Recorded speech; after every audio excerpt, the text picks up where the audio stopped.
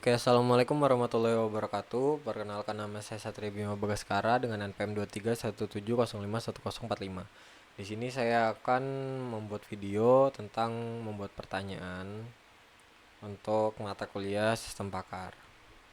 Oke, di sini saya meminta bantuan ChatGPT untuk menerangkan kepada saya tentang apa sih itu sistem pakar. Coba jelaskan pada saya uh, secara singkat untuk orang yang awam agar mudah memahami uh, apa itu sistem pakar.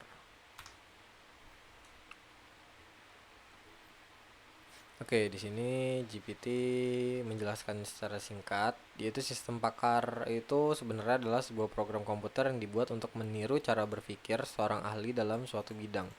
Jadi kalau biasanya kita bertanya langsung ke dokter, mekanik, atau pengacara untuk meminta solusi, sistem pakar berusaha memberikan jawaban atau saran yang mirip yang diberikan oleh ahli. Berarti dia berlandaskan dengan ahli yang jelas di sini. Jadi dia tuh sistem dengan dasar para ahli ya. Nah, di sini ada contohnya. Ada sistem pakar untuk kesehatan yang bisa membantu mendeteksi gejala penyakit. Terus ada juga sistem pakar di bidang pertanian yang memberitahu kenapa tanaman sakit dan bagaimana cara mengatasinya. Berarti mungkin ini hmm, oh, oke oke. Ya intinya yang jelas di sini tuh dia tuh aplikasi atau program, ya lebih tepatnya program yang berlandaskan dari seorang ahli di satu bidang. Oke oke. Berarti GPT ini termasuk juga dong ke dalam sistem pakar karena dia juga kan berlandasan dari para ahli-ahli yang terdokumentasikan dan yang telah dia pelajari juga. Oke, berarti sekarang kita masuk ke dalam soal. Lalu berikan saya penjelasan yang lebih rinci dari ciri dan sebagainya.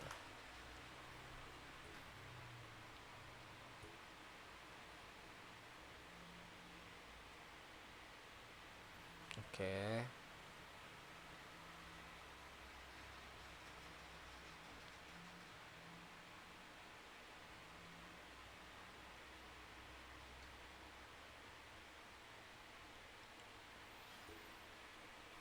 Oke, ini ada tujuan, ada ciri, lalu ada komponen utama. Ada juga cara kerja singkat. Oke, sambil menunggu loading kita pelajari dulu. Jadi tujuannya tuh membantu pengambilan keputusan secara tepat dan konsisten, membawa keahlian ke tempat yang sulit dijangkau para pakar manusia, mendokumentasikan pengetahuan pakar agar bisa dipakai berulang kali. Oh, berarti di sini seperti robot itu termasuk juga ke dalam sistem pakar ya. Karena dia juga kan berlandasan para ahli dengan data-data yang sesuai, dan data dan fakta yang sesuai. Terus cirinya di sini berbasis pengetahuan, yaitu inti sistem adalah basis pengetahuan, spesifik domain. Oke, penulis simbolik. Oke, dapat dijelaskan sebenarnya kenapa bagaimana. Tangani ketidakpastian, memakai angka keyakinan, interaktif, konsisten, dan pengetahuan terpisah dari mesin inferensi.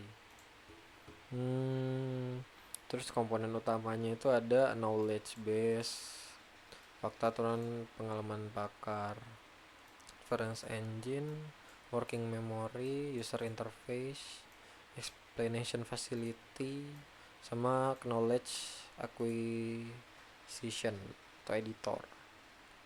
Cara kerjanya memasukkan data, gejala, fakta yang disimpan, memori kerja, terus mesin referensi mencari aturan yang cocok, dan menyimpulkan, menambah fakta baru, mengulangi sampai terjadi tujuan diagnosis, dan menampilkan hasil dan penjelasan. Oh, oke.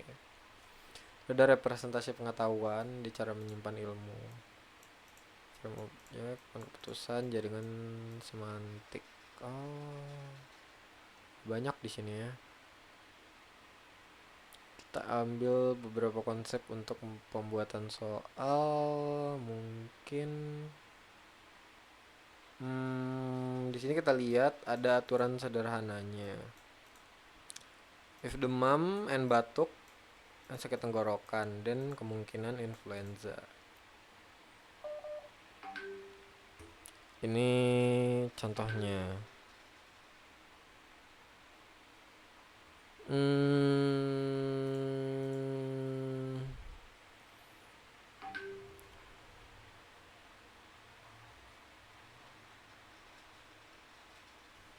Oke.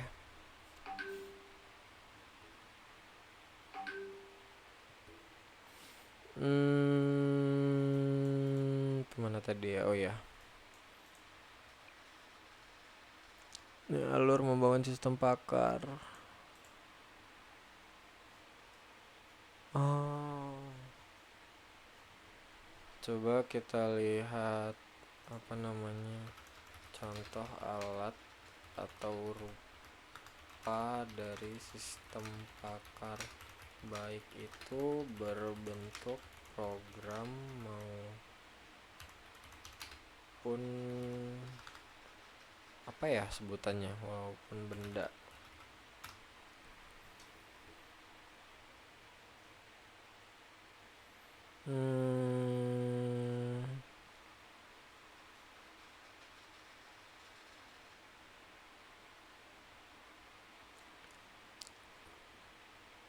Berarti GPT ini termasuk ke yang lebih kompleks lagi, karena kan di sini rapuh bila aturan tidak lengkap atau domain berubah cepat.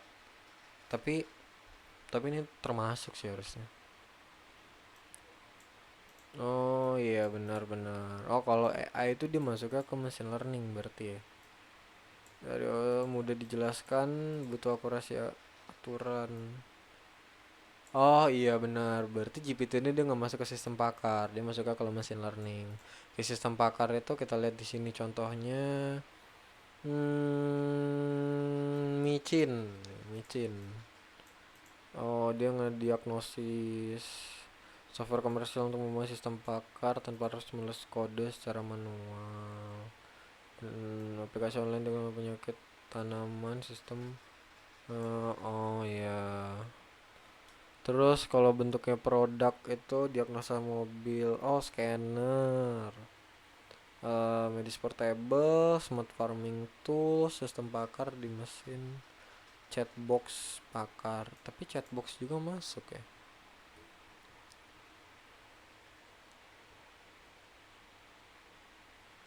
Oh, meski sering digabung dengan AI, berarti AI lebih kompleks. Berarti kalau misalnya sistem pakar itu berarti dia hanya menjelaskan atau memberikan argumentasinya berdasarkan data yang sudah ia terima. Sedangkan AI dia bisa searching lebih dalam. Oke, oke, oke.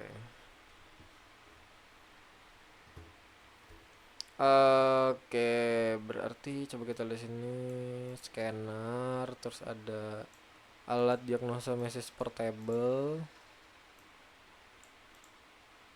Oh, berarti kayak misal alat tes darah yang biasanya ada di puskesmas itu, yang kita naruh darah terus masukin ke dalam alat terus keluar hasil-hasilnya kayak gula darahnya berapa segala macam, itu termasuk dari alat dari sistem pakar. Karena dia dari data yang sudah ada, jadi tinggal ngedeklarasiinnya atau ngeargumentasi dari sistemnya itu dari data-data yang sudah ada.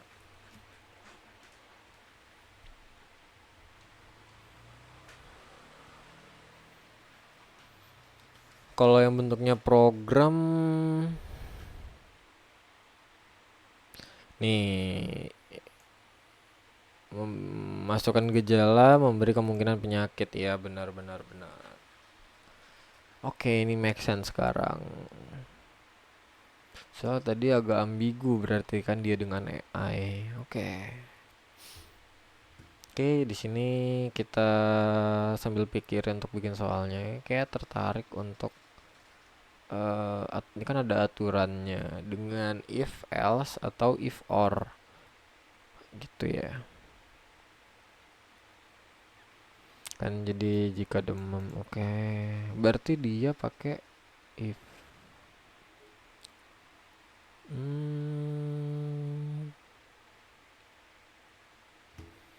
ya kita minta contoh soal.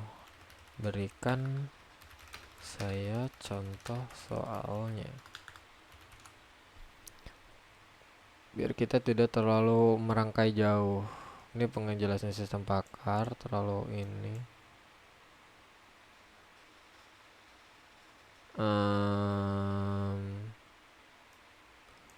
Dalam bidang medis. Ini boleh sih. Karena kan ada banyak ya. Eh, oh, Photoshop juga termasuk dalam sistem pakar. Oh, berarti Google Map pasti. Kayak ini boleh deh kita pakai. AutoCAD juga. Oke, berarti aplikasi itu termasuk dari sistem pakar dong. Ini micin. Ya, oke. Di sini kita langsung bikin soal aja ya.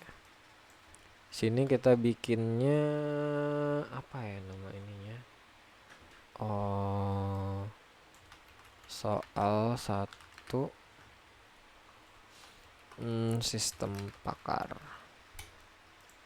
Terus deskripsinya nama Satria Bima Bagaskara NPM 231045 terus kelas B dan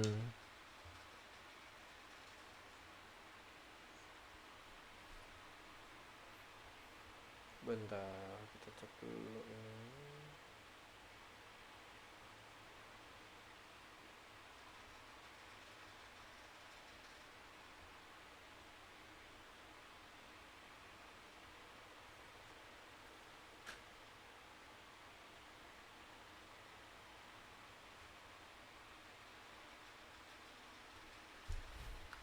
Oke, kita langsung aja masuk ke pertanyaannya.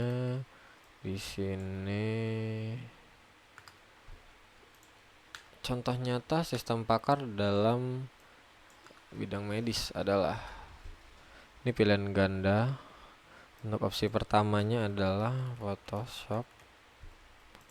Terus opsi keduanya adalah apa tadi? Micin.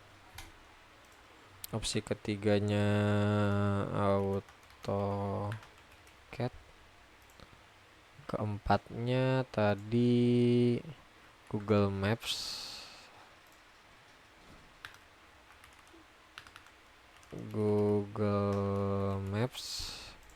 Kita kasih opsi kelimanya apa ya tambahannya? Kita lihat penjelasan di sini.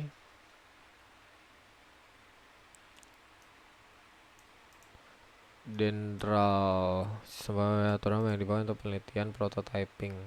Dendral, kita masukin dendral. Dendral. Oke, ini wajib diisi. Terus kita masuk ke setelan, jadikan sebuah kuis.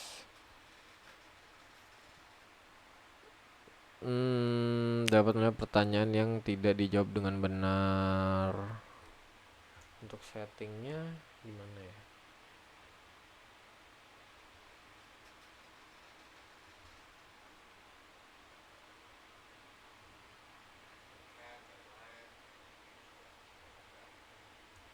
Oh, kita default. Yang penting kuis hidup. Oke.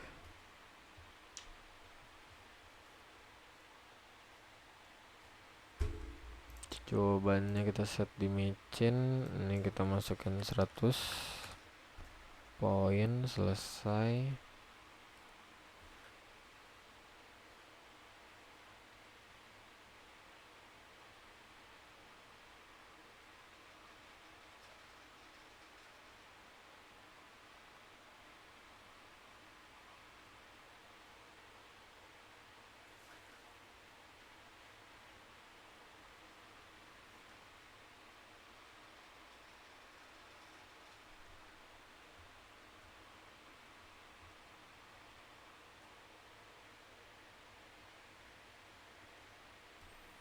Oke, sebentar.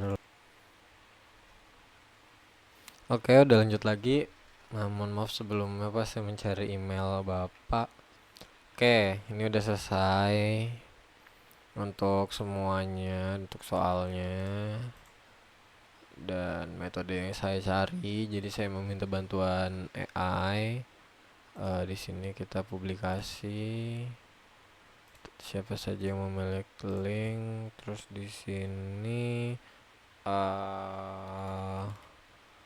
b.febriansyah@fmipa apa tadi ya,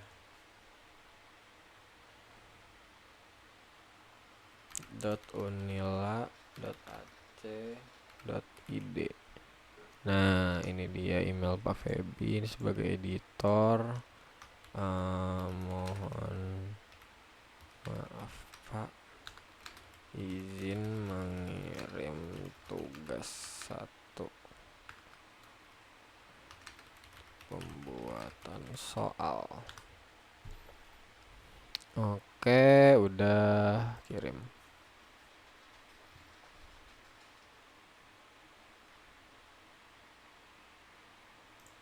Coba kita kelola. Oke, udah siap ya, selesai. Terus kita publikasikan.